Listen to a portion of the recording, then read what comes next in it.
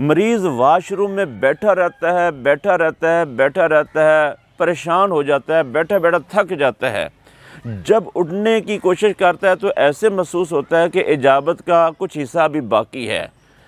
تو وہ پریشان رہتا ہے، اس کی فراغت صحیح نہیں ہوتی۔ تو ایسے مریض کے لیے بہترین جو غذا ہے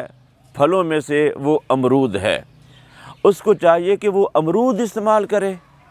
امرود کے 20 فوائد ہیں آنتوں کے امراض کے لیے، اور پھر دیکھیں کہ اللہ تبارک و تعالیٰ نے اس کے اندر ایسا اثر رکھا ہے کہ جو ہاضم بھی ہے، امرود ہاضم بھی ہے، قبض کشا بھی ہے، نظام ہضم کو تیز کر دیتا ہے، آنتوں کے فعل کو کنٹرول میں رکھتا ہے، آنتوں کے اندر اگر کوئی مواد چپک جاتا ہے تو امرود کے استعمال سے وہ فضلے کے ساتھ خارج ہو جاتا ہے۔